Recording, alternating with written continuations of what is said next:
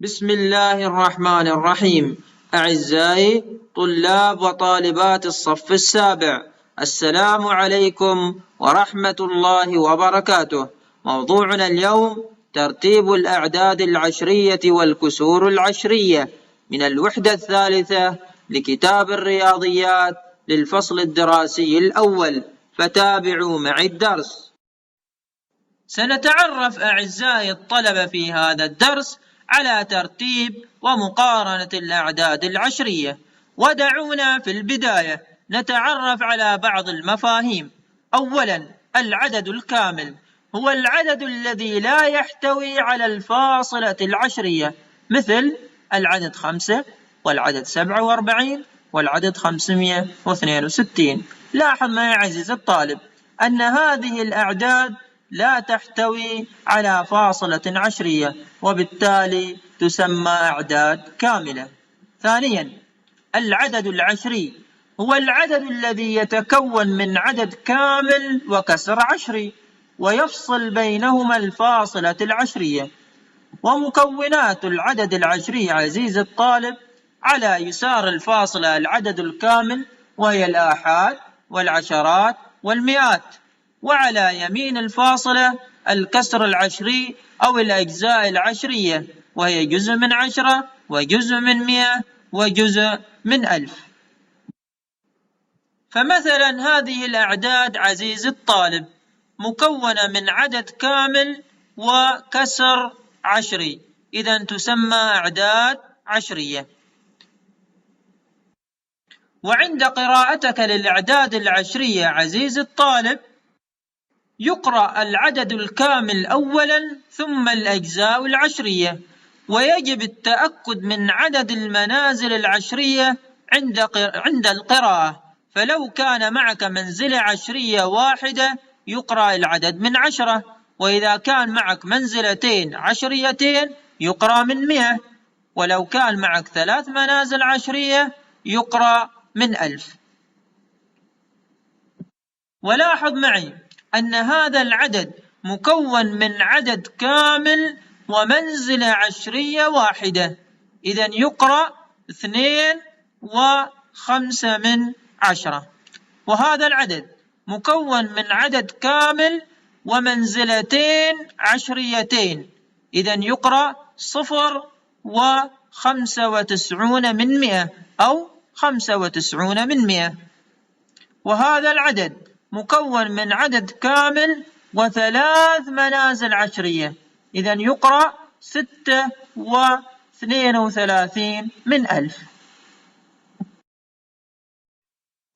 ترتيب الأعداد العشرية والكسور العشرية.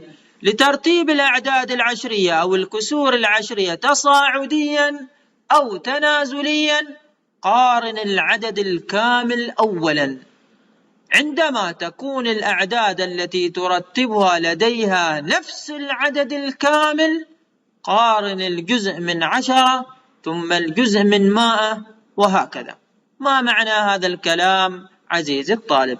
بمعنى عند ترتيبك للأعداد العشرية تصاعديا أو تنازليا، قارن دائما الأعداد الكاملة أولا. والعدد الكامل في العدد العشري هو العدد الذي يقع على يسار الفاصلة. في حالة تساوي الأعداد الكاملة في العددين العشريين تنتقل إلى مقارنة الأجزاء أو الكسور العشرية اللي هي موجودة على يمين الفاصلة، وتبدأ دائما بمقارنة الجزء من 10، المنزلة الأولى على يمين الفاصلة. في حالة تساوي الجزء من 10 تنتقل إلى مقارنة الجزء من 100، وهكذا عزيزي الطالب. لنأخذ مثال على ذلك. مثال 1: رتب الأعداد العشرية التالية تصاعديا، بمعنى تصاعديا هنا من الأصغر إلى الأكبر. الأعداد طبعا اللي واضحة أمامك عزيزي الطالب هي أعداد عشرية، لأنها تحتوي على عدد كامل وكسر عشري. وللمقارنة بينها أبدأ دائما بمقارنة الأعداد الكاملة. العدد الكامل هنا في هذا العدد العشري هنا 9 وهنا 8 وهنا 9 وهنا 9. المطلوب ترتيبها من الأصغر إلى الأكبر. أيهما أصغر؟ طبعا 8 أصغرهما. بالتالي هذا العدد اللي هو 8 و9 من 10 هو أصغر عدد. يتبقى معي عزيزي الطالب 3 أعداد عشرية، وألاحظ أن ال3 أعداد عشرية لها نفس العدد الكامل، هنا 9 وهنا 9 وهنا 9 متساوية في العدد الكامل. بالتالي عزيزي الطالب أنتقل إلى مقارنة الأجزاء العشرية، وأبدأ بالجزء من 10 اللي هي المنزلة الأولى على يمين الفاصلة. كم هنا الجزء من 10؟ هنا 0 وهنا 5 وهنا 4. بالتالي أيهما أصغر؟ طبعا الصفر أصغرهما. إذن هذا العدد اللي هو 9 و9 من 100 هو ترتيبه يكون الثاني. يتبقى مع عزيز الطالب عددين عشريين، وبنفس الطريقة أقارن العدد الكامل متساوي، هنا 9 وهنا 9. الجزء من 10 هنا 4 وهنا معك 5. أيهما أصغر؟